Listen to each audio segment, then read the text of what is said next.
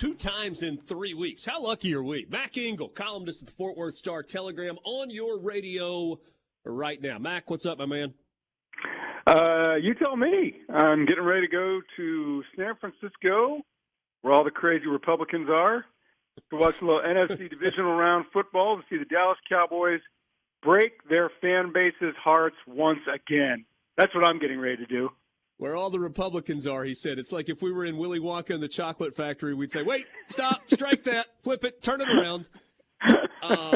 So the last trip you made to California didn't go so well for a team from the Metroplex, hoping for a better result this time. But before we turn to this weekend, I'd like to look back to Monday night.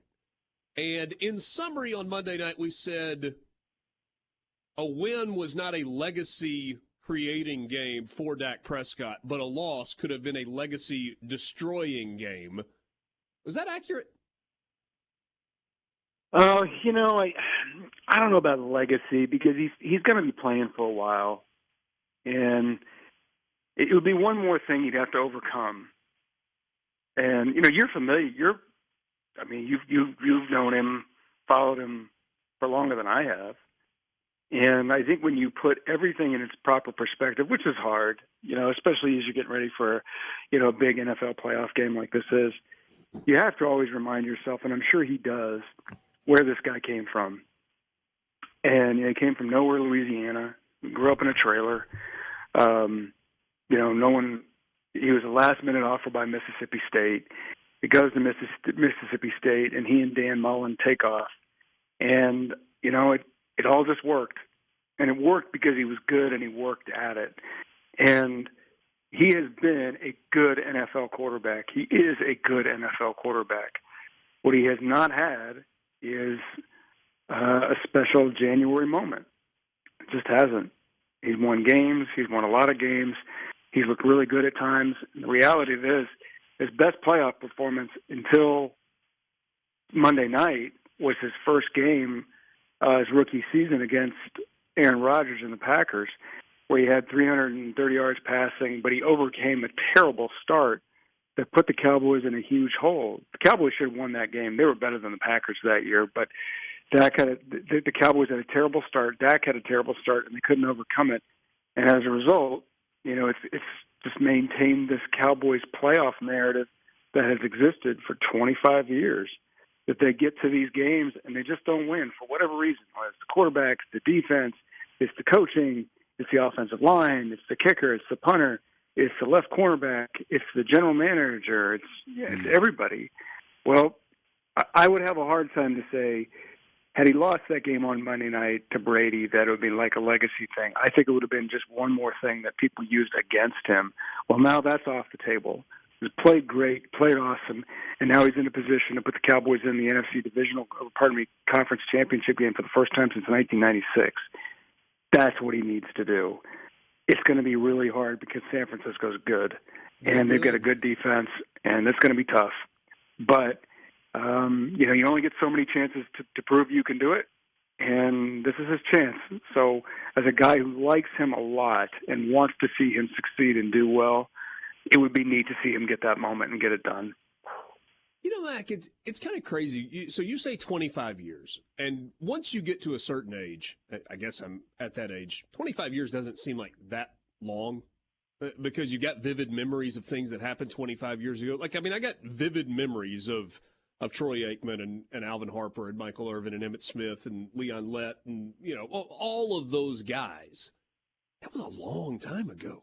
And I know Cowboys fans don't have to be reminded of that, but when you really stop, you're like, man, that's been a minute.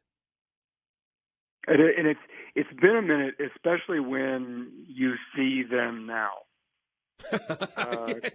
Because they're all in their 50s, right? And some of them, Troy Aikman looks like he could play today. Michael Irvin looks like he could play today. Emmitt Smith has taken decent care of himself. Some of those other players are no longer with us. They're gone.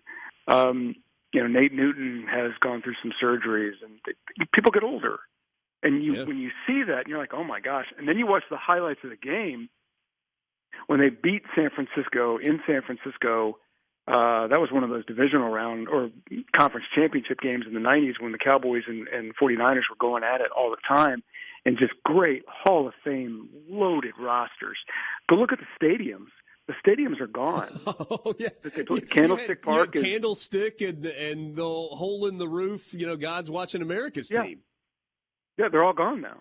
And they've been replaced by, palaces, and sports has just changed so much. There's so much more money in it now.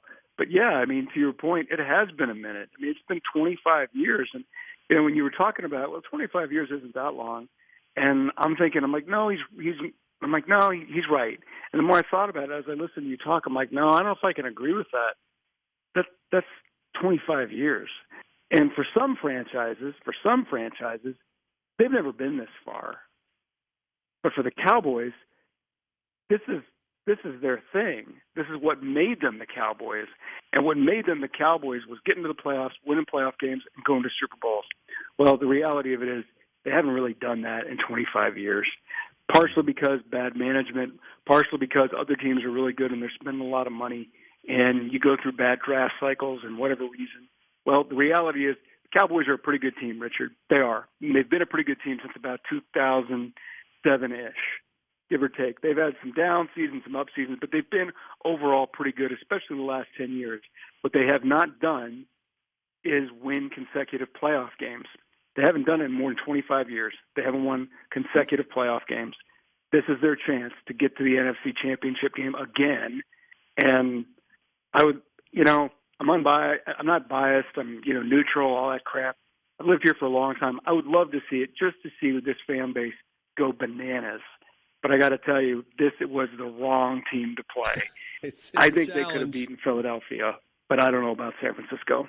Yeah, 45 to 50 million people are going to be watching it on television as well, and that late slot on Sunday afternoon. Mac Engel, we've got 3 minutes left, and so it's not fair for me to ask you this because I know you need more than 3 minutes.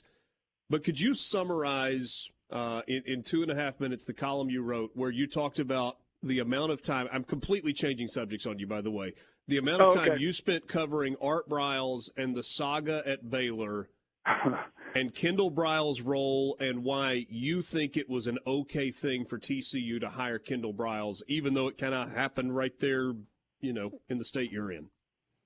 It is tough to put into 2 minutes, but I'll try.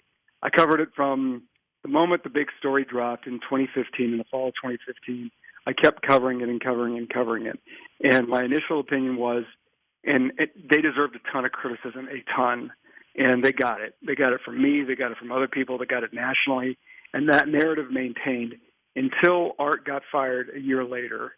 They fired him, and there was a lot more going on than people found out. And the difference was, I think I'm going to pat myself on the back, I kept kind of knocking on doors trying to say, hey, what's going on here? What happened? What happened? What happened?